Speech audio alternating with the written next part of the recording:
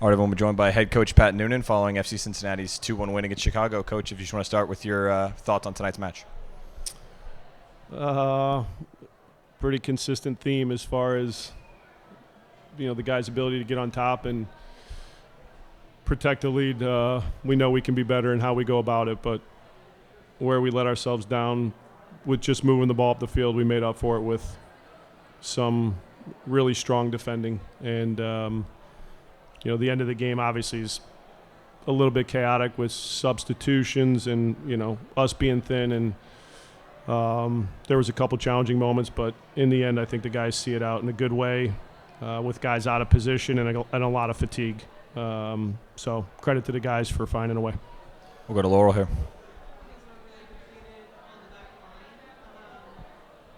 I can hear you. It's okay. What did you think of the performance of of those guys in particular that stepped in, and what's been the difference you think just over the last 4 games with the defense? Yeah, it helps that Alvis and Lucas have played in these roles in these positions prior to this game. Obviously, losing Hilberto and then Teenage not being fit to start. Maybe he was fit to start, but that would have been a risk. You become thin there, and you rely on guys to take information and try to do their best. And I think Alvis, Lucas did an admirable job. Matt leading the line as far as communication. I'd say the one area that really caused us, to be in some challenging moments was not releasing off the line the right way when Pavel and Brian were stepping higher. I think fatigue set in, and then we let them receive the ball in some really dangerous spots. And then what they did very well after that was block shots, block crosses, which in turn led to taking on too many set pieces. And so it was a domino effect, but we defended set pieces well, and overall I was pleased with them on the defensive side of the ball. I think when we were in a good rhythm, the passing from them was simple, and they found the right solutions to play through pressure. When we got ourselves in trouble is when we overcomplicated things. And then with Evander, he got out wide open on, it led to his goal and then the assist as well.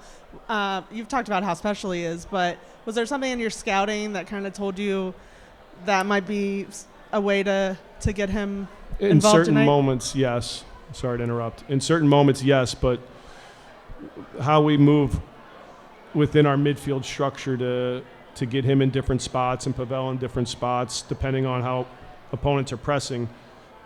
Part of it is him getting into good spots and us finding him. Part of it is him feeling out the game and how teams are defending him. So a little bit of both there. I think we missed him in 3 transition moments where we could have really caused them problems, where he was in a great spot in front of the back line with Kevin and Kai high, but we just missed the passes. So I think there's more moments out there for him to have an impact. We just had the idea but not the execution. And then, there's still certain moments within how we move within the midfield where I think if he's taking up different positions, he might find the second or third pass and be in a really good spot to attack. So there's a lot of things there, but the guy scores a goal that's a well-struck goal and has one of the best passes we've seen. So that's why he's here. We'll go to Carter here.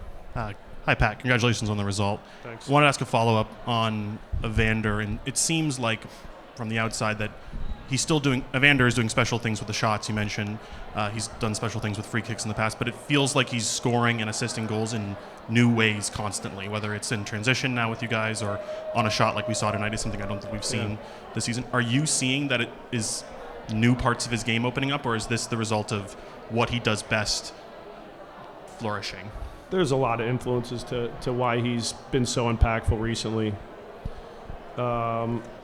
His teammates understanding how and where to find him, the movement off the ball. I mean, Kevin's run, if he's in space, run hard to goal.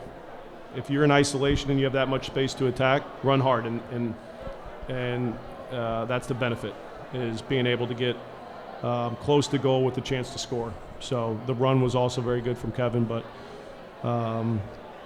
he's a talented player. He's not one-dimensional. There's going to be games where he's productive in certain areas of the field for certain reasons, depending on how teams play him and structures defensively. He's able to adjust and read the game, and we're trying within our preparation to consistently find ways to make sure he has a strong impact on the game. And, those are some of the reasons I think you've seen him really step up on an even bigger scale with this past, 3-game stretch, I would say. We talked a lot about asked a lot about the relationship between Evander and Kevin Dengue, but it feels like his relationship tonight with Pavel Buka, particularly in that midfield, if the message was to the team was to get Evander the ball, it feels like Pavel got him the ball a lot. Where have you seen how that relationship can help improve you guys? And I guess I wanted to ask also how Pavel performed tonight in your eyes. From deeper positions, it's important that the guys that are closer to our center backs in the build aren't just thinking about their positioning to find space. They should always be thinking about where he is in a more advanced position, and that influences sometimes their movements. Sometimes we prepare some of these things. Sometimes they have to feel the game and understand that things look a little bit different, and they have to make an adjustment within the back of their mind. Okay, how can I get on the ball to break pressure, but how do we open space for him? And I think Evander Pavel and Brian have done a good job of that. We'll go to Jeff here. Coach, there were a lot of players that were missing due to injury, but that can be said to both sides. Right. Can you maybe speak a little bit on if the instructions to the players were any different with the short bench? No, we try to take the guys that are available and position them in a good way to go and perform. And always with the idea that you have to compete the right way. Even if there's struggle, even if things aren't going our way, there's no excuses. Figure it out. And that's what we're trying to do, is figure it out with what we have always. And, yeah, we lost some bodies, some key pieces. But you see a team that, guys are ready for an opportunity and they want to help the team. It's not always perfect, but they have the right approach. And I think that's what allows us to go and play good teams and get results. And also, it felt like, there was a pretty oppressive humidity and heat out there tonight. Was there any mention of a hydration break at any point? We get information before the game if there's going to be one or not. When there's not, I don't say anything. So it's just trying to inform them if it's going to happen or not. And we were told it wasn't going to happen. The humidity really picked up as the game progressed. It wasn't terrible for me at the beginning of the game, but I'm not running. So you could feel it though as the game progressed, that it was more humid and it was getting tougher on the guys on the field. We'll go here to Damon. Coach, you were talking about the defense and Alvis earlier.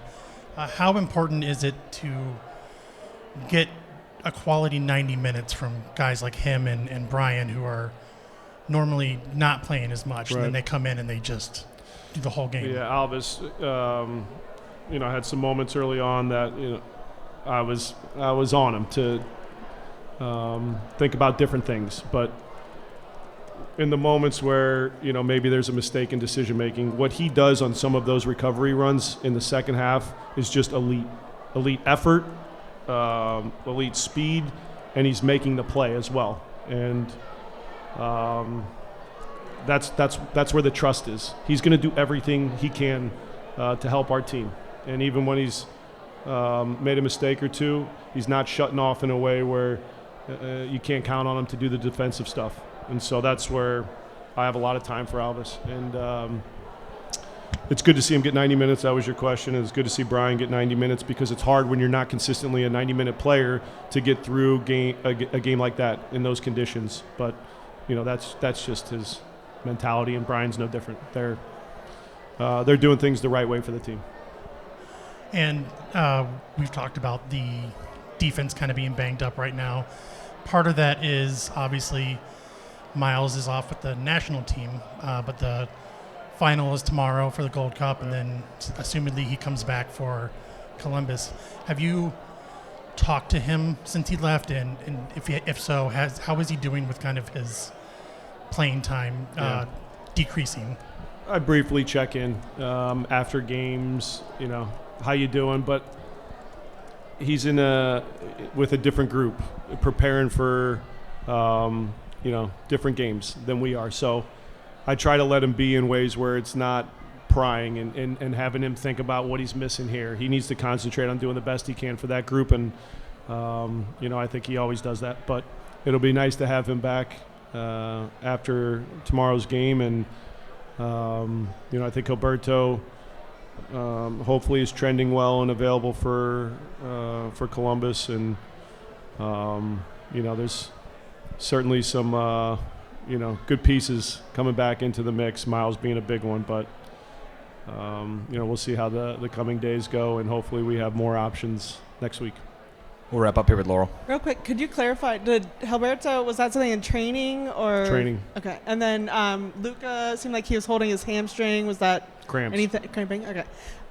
Just also because I know we're not going to talk to you again until Thursday. It's a big week for you guys coming up with Hell is Real. How important was it to just keep the momentum going into a big game that you guys have coming up?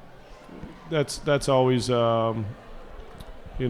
a good factor when you're playing a good team in front of your home fans, and it's certainly a very meaningful game. So, coming off a win is nice, but tomorrow we forget about this and turn our focus to our next opponent. So hopefully we can have a good week of preparation. I think what I'm most pleased about is this stretch of wins. We've had really good preparation and guys that have done a lot of good things in training that has translated to help us, get results. Is it always perfect? Like I said, no. There's things we can get better with, but forget about it. Take this good feeling that we have with results, but don't be content with where we're at. Be hungry to go do more good things with our performance and hopefully a good result.